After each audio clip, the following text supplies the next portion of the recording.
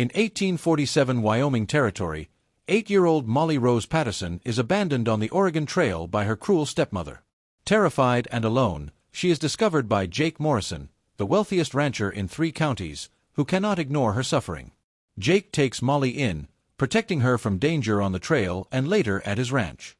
But Molly carries a hidden legacy, papers her late father left behind, tied to land and fortune, that her stepmother desperately wanted. This secret sparks conflict and pursuit, yet Jake chooses to stand by the girl, treating her not as a burden but as family. In the end, tragedy strikes the stepmother, the chest is lost, and the fortune disappears, but Molly gains something far greater: safety, love, and a true home. At its heart, the story is about second chances, the meaning of family, and the courage to protect the innocent in a harsh, unforgiving world. The year was 1847. The wind cut sharp across the Wyoming Territory, carrying with it the smell of dust, sweat, and the faint smoke of distant campfires. Molly Rose Patterson clutched her small bundle of clothes. Her thin hands trembled. Her bare feet pressed into the rough earth of the Oregon Trail. She looked up at the wagon rolling away, its wooden wheels grinding over stone and dirt. Inside that wagon sat her stepmother, a woman whose face never softened, whose words never carried warmth. The woman did not look back. She snapped the reins. The wagon jerked forward. And just like that, Molly was left standing in the wide emptiness. The air was dry. Her throat burned.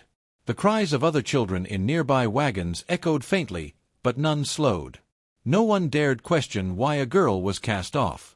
The trail was unforgiving, and every family was fighting for its own survival. Molly's heart pounded. Her chest ached as if it might split open. She took a step forward, then another, unsure if she should chase the wagon or sink to the ground.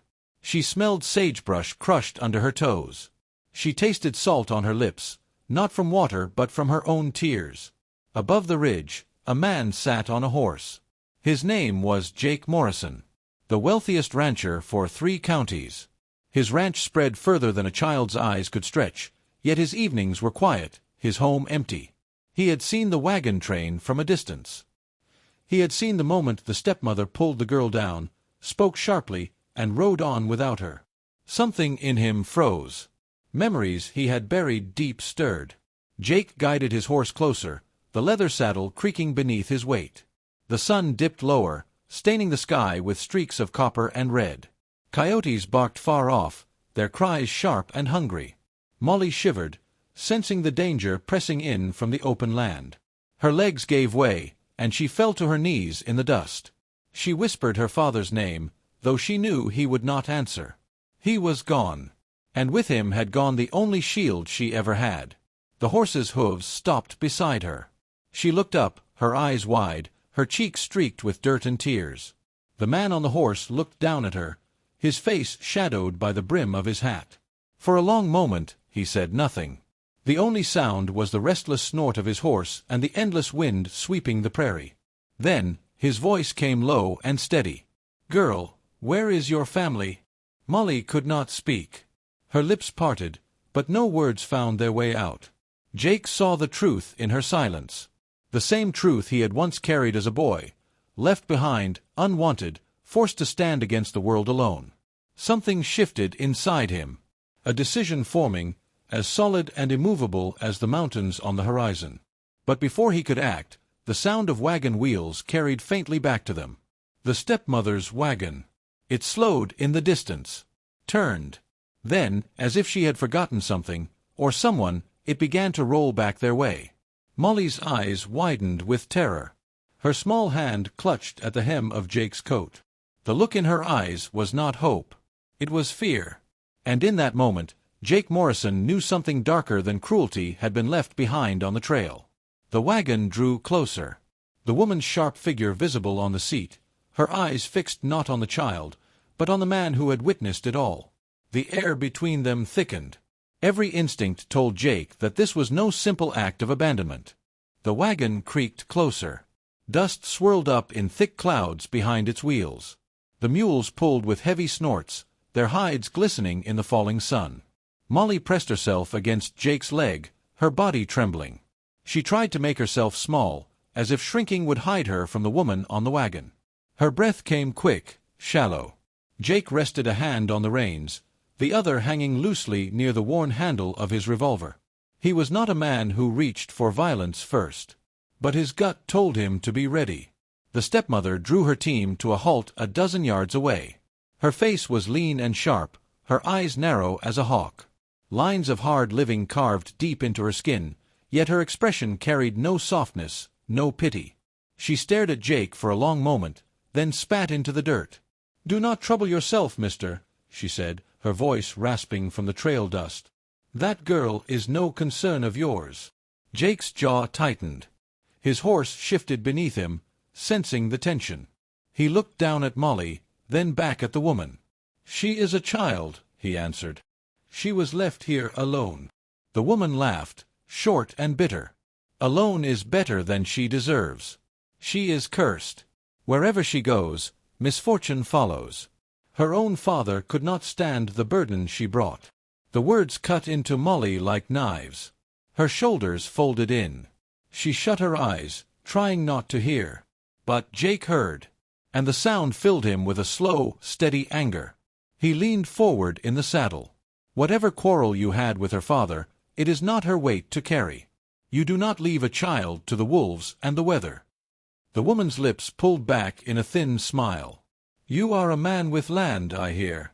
A man who has never been saddled with mouths to feed on an empty pot.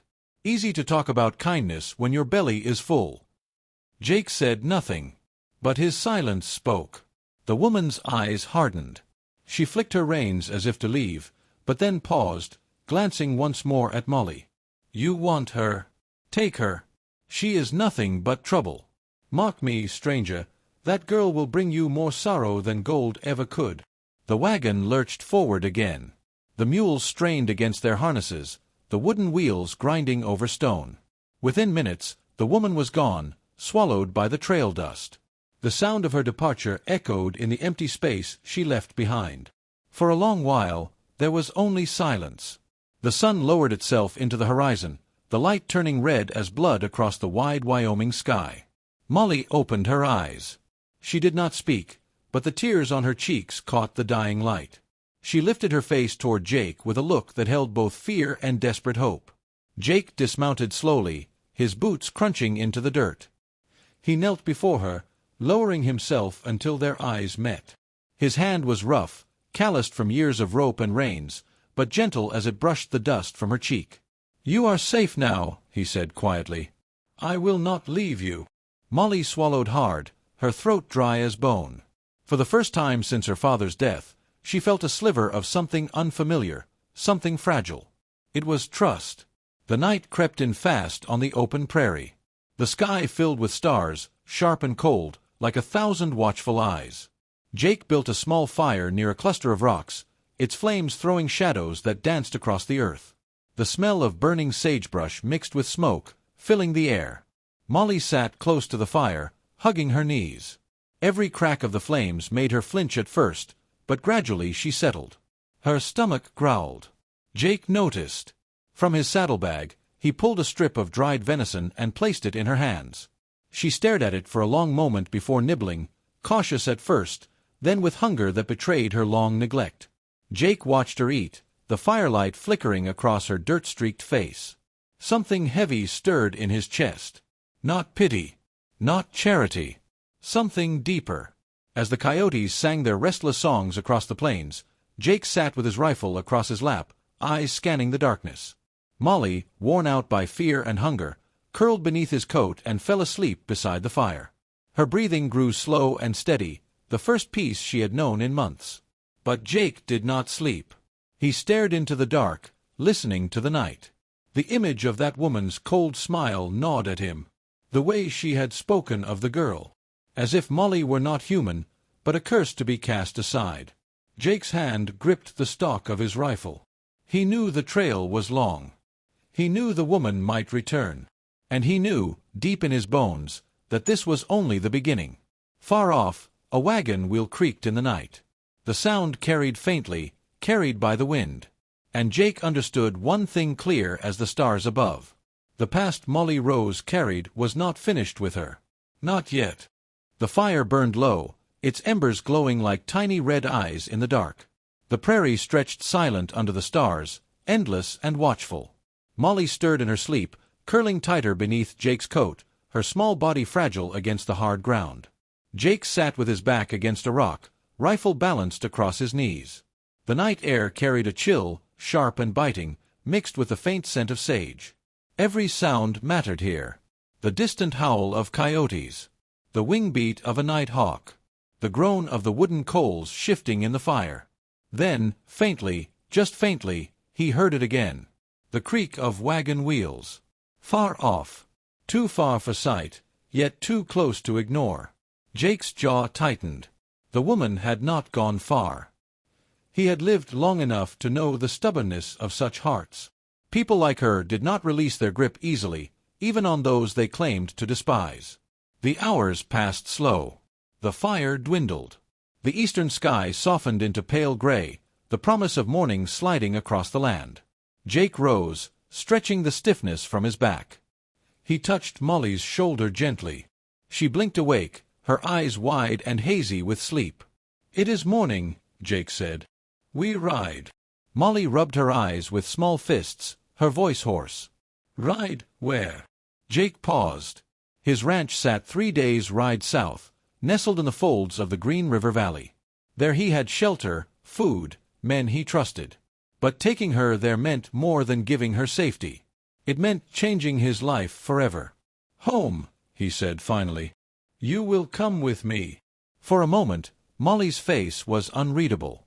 Then, slowly, a flicker of something, doubt mixed with hope, passed across her features. She nodded, too weary to speak. Jake saddled his horse, lifting Molly onto the blanket behind the saddle horn. Her small arms wrapped around him tightly as the horse shifted beneath them.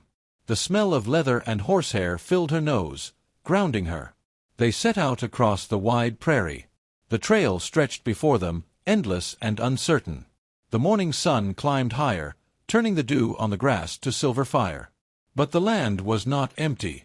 From the ridge behind them, dust rose faint and curling. Another wagon. Or perhaps more than one. Jake did not turn, but he felt Molly tense against his back. "Do not look behind," he told her. "Keep your eyes on the land ahead." By midday, they reached the foothills. The smell of pine needles replaced the sage, the air cooler as it drifted down from the high slopes. Jake stopped at a small creek, letting the horse drink. Molly knelt beside the water, cupping her hands and drinking greedily. Her reflection in the water startled her. A thin, dirt-streaked face. Eyes too old for her years. Jake knelt beside her. "You are stronger than you think," he said. "Do not forget that." Molly looked at him, water dripping from her chin. Why did you not leave me too?" she whispered. Jake did not answer right away. Memories pressed in, of a boy once abandoned at 12, standing barefoot in the dust outside a burned cabin, his parents taken by fever. A neighbor had passed by, offered nothing but a glance, and left him to his fate. Jake had survived, but the scar of that night had never healed. "Because I know what it feels like," he said quietly. "And no child should carry that alone." Molly's lips trembled. She turned her face away, but he saw the tears fall into the creek. They rode again. The sun dropped low, painting the land gold. And then, faint on the horizon, movement. Riders. 3 of them. Their shapes cut sharp against the sky, their horses fast and sure. Jake pulled the horse to a halt. His hand went to the rifle slung across his back. Molly gripped his coat, her voice small. "Is it her?" Jake studied the riders. One wore a bonnet, the shape unmistakable even from this distance. The stepmother. And she was not alone. 2 men rode with her, their posture hard, their movements sure. Men used to work, and maybe to worse. "They are coming for you," Jake said low. "But they will not have you." The wind swept down the slope, carrying the smell of dust and sweat. The riders pressed on, closing the distance. Jake guided his horse toward a stand of pines, leading Molly into the shadows. The ground was uneven, scattered with fallen branches. He dismounted, pulling her down with him. "Stay behind me," he told her. "Do not move unless I say." The riders slowed as they neared the creek. The woman's voice rang out, shrill and sharp. "Jake Morrison! I know you hear me. That girl is mine, and I will not have her stolen from me." Jake stepped into the clearing, rifle resting easy in his hands. "She was never yours," he said. "Not in the way that matters." The two men shifted in their saddles, hands near their belts. The stepmother's eyes burned with fury, her voice rising. "You do not understand. That girl is the reason her father is dead. She will bring death to anyone who keeps her." Her words sliced through the air, heavy with conviction. Molly whimpered behind the trees, her small body trembling. Jake's heart pounded steady, not with fear but with resolve. He raised the rifle, his voice steady as stone. "You left her for dead once. You will not have another chance." The standoff hung heavy in the evening air. The horses snorted, restless. The stepmother's face twisted with rage, her hand lifting. The men's hands edged closer to their weapons. Molly clutched the tree, her breath caught. She felt the ground beneath her shake as if the earth itself held its breath. And then the clearing fell into silence so sharp it rang in the ears. The horses pawed the dirt, restless, sensing the storm about to break. The stepmother's eyes burned with a feverish light. Her bonnet cast a shadow across her sharp face, but nothing could hide the hatred etched there. Jake's finger rested against the trigger. Every muscle in his body was coiled tight, but his voice stayed calm. "Turn back," he said. "Take your men and ride. There is nothing here for you but shame." The taller of the two men spat into the dirt. His hand hovered near his pistol, the leather creaking as his fingers twitched. "He pays us, ma'am," he muttered. "Or are we doing this out of charity?" The stepmother snapped her gaze to him. "You will do as you are told. That girl is mine. She carries something I need." Her words struck strange in Jake's ears. Not simply spite. Not simply cruelty. Something deeper. Something hidden. Jake narrowed his eyes. "What could an 8-year-old child possibly carry that you would hunt her like this?" The woman's lips curled into a thin smile. "Her father's blood. His fortune. His name."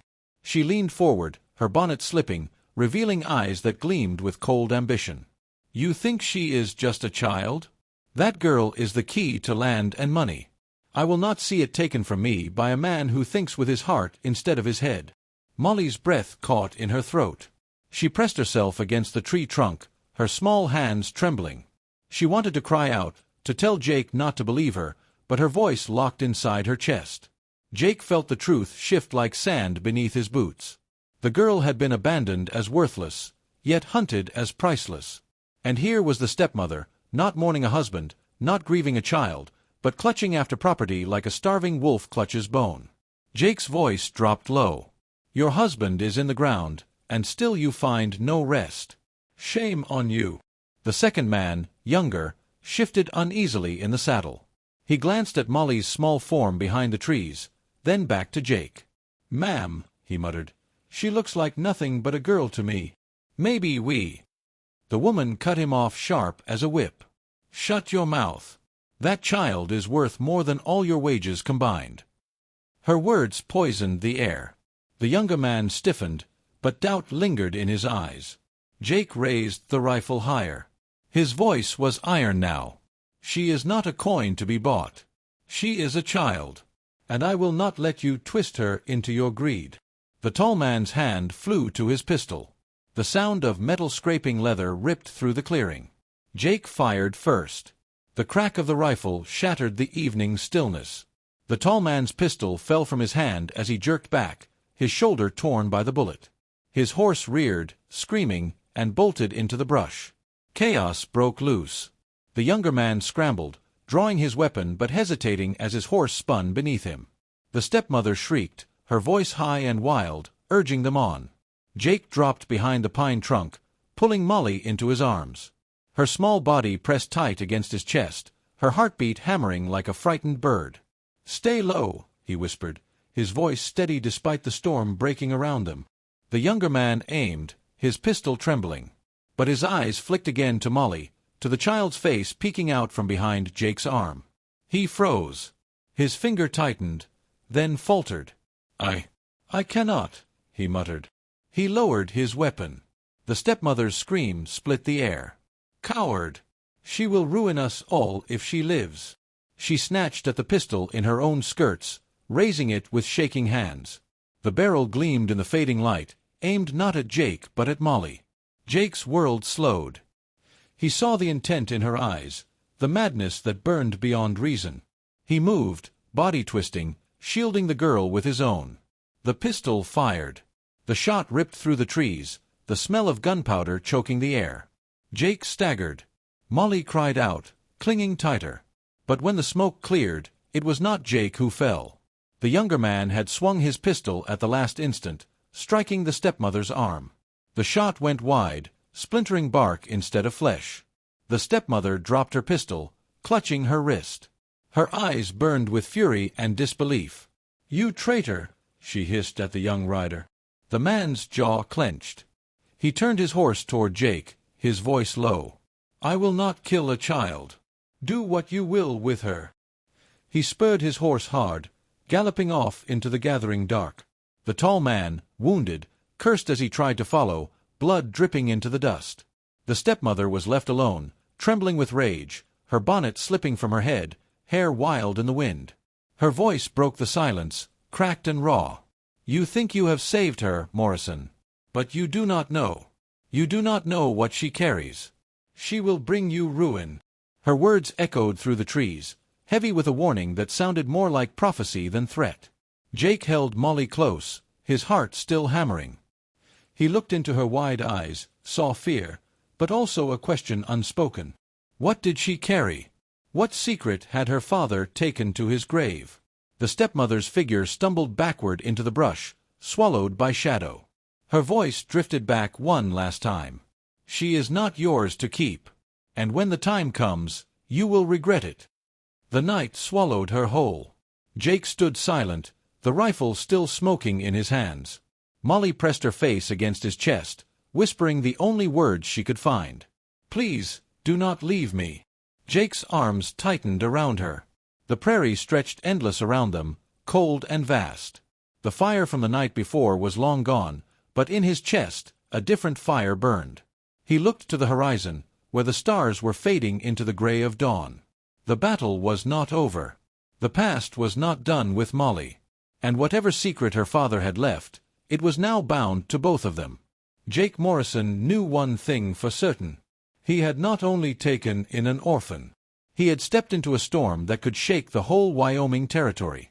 The dawn broke over the Wyoming plains, pale and cold. Frost clung to the grass, catching the first weak rays of light.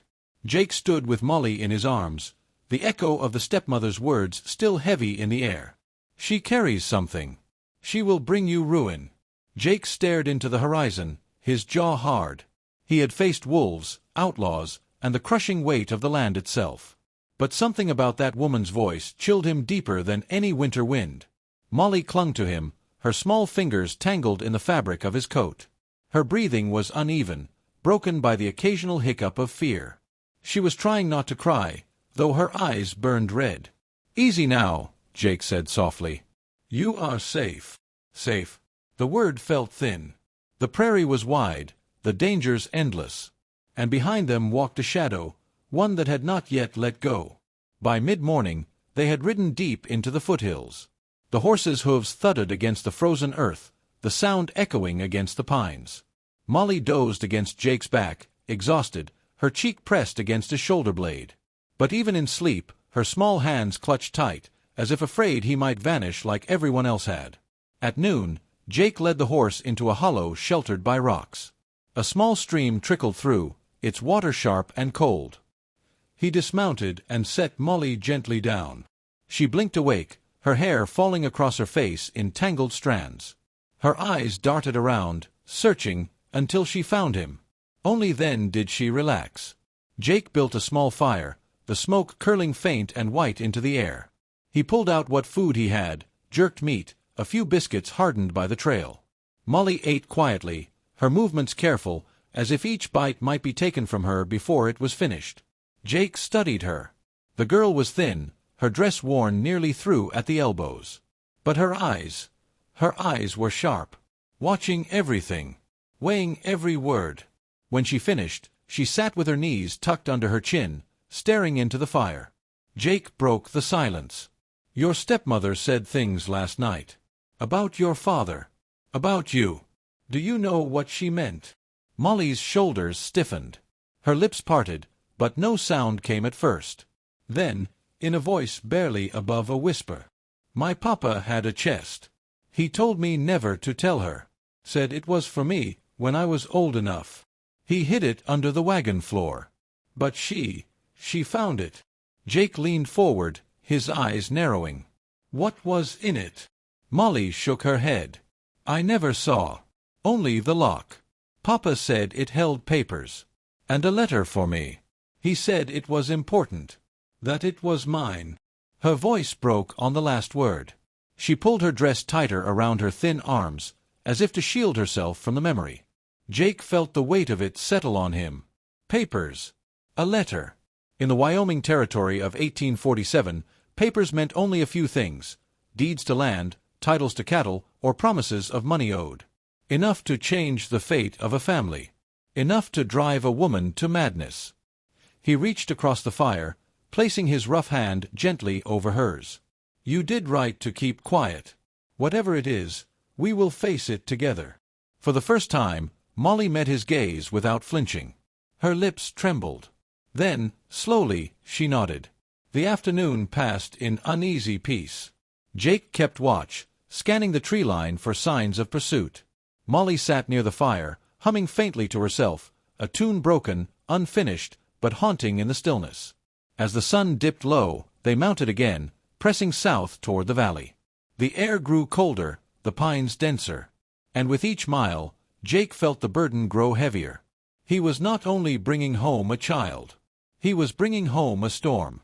By the second night, they reached the edge of Jake's land. From the ridge, the valley stretched wide below them. His ranch lay at its heart, fences sprawling, cattle moving like dark waves across the fields, smoke curling from chimneys. It was the largest spread in 3 counties. It was his pride. And it was about to change forever. Molly's eyes widened at the sight. She gripped his coat, whispering, "Is this where you live?" Jake looked down at her. "Yes.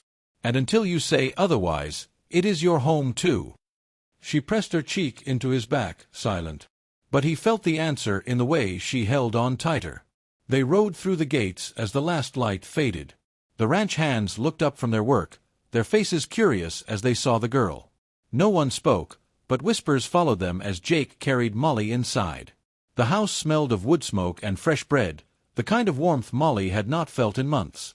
Jake set her by the hearth, the fire crackling bright. She stretched her hands toward it, eyes wide, as if afraid the warmth would vanish if she blinked. Jake's foreman, a grizzled man named Cole, stepped into the room. His eyes flicked to Molly, then back to Jake. "You bringing trouble home, Morrison?" Jake's jaw tightened. "I am bringing family," he said simply. Cole studied him, then gave a short nod. But his eyes lingered on Molly, not unkind, but wary, as if he too felt the weight of the shadow trailing behind her. That night, long after Molly had fallen asleep wrapped in blankets by the fire, Jake sat alone at the table. A single lantern burned low, casting long shadows across the walls. He thought of the chest. The papers. The words the stepmother had thrown at him like daggers. "She is not yours to keep. And when the time comes, you will regret it." Jake stared into the flame, the silence of the house pressing in. He had faced storms before. But this one carried secrets. Secrets that could shatter everything he had built. And yet, when he glanced toward the small figure curled near the hearth, he knew one truth clear as day. No matter the cost, he would not let her go. But outside, in the cold dark of the valley, a single rider lingered on the ridge, watching the ranch below. The faint glint of moonlight caught on metal. The barrel of a rifle. The weeks passed slowly on the ranch. Winter pressed down on the valley, blanketing the fields in frost and silence. But inside Jake Morrison's house, warmth grew where once there had been only emptiness. Molly learned to help with small chores. She fed the hens, carried kindling, and followed the ranch hands with wide eyes as they worked the corrals. The men, wary at first, soon softened. Her laughter, shy and rare at the start, echoed like a bird's song across the cold mornings. Jake watched it all with quiet pride. Every step she took, every smile she dared to show, was a victory over the darkness that had nearly swallowed her. But the past had not vanished. One night, a rider came to the ranch with news. A wagon had been found overturned near the river. The woman who drove it had been thrown, crushed beneath her own wheel. The stepmother was gone. Molly stood silent as Jake told her. Her small face gave nothing away at first. Then she turned, walked to the barn, and stood among the horses until the tears came. Jake followed, resting his hand on her shoulder. "She cannot hurt you any more," he said softly. Through her sobs, Molly whispered, "But she is still my kin." Jake knelt beside her, his voice steady, deep as the earth. "Blood does not make family, Molly Rose. Choice does. And I have chosen you." Her tears slowed. She looked up at him, searching his face for truth. And in the steady warmth of his eyes, she found it. The chest was never recovered. Whatever papers her father had hidden, whatever fortune or land they promised, were lost to the river's current. But in time, Molly no longer asked about them. She found her treasure in the rhythm of ranch life, in the smell of fresh bread at dawn, the creak of saddle leather, the steady comfort of Jake's hand guiding her through every storm. Years later, the valley folk would speak of Jake Morrison not as the wealthiest rancher, but as the man who saved a child and gave her the world. And they would speak of Molly Rose Patterson, the girl abandoned on the trail, who grew into a woman of courage, carrying no curse but the strength to endure. The Wyoming sky stretched wide above them, fierce and endless. But for the first time, Molly felt small in the way a child should feel, safe beneath the arms of something greater, knowing she belonged. And in the firelight of that final winter evening, she whispered the words that had lived unspoken in her heart since the day he found her on the trail. "Thank you, Papa." Jake's throat tightened. He did not answer with words, only gathered her close, holding her as the snow fell softly outside. The past was gone. The fear was gone. And in its place stood a home, built not of fortune, but of love.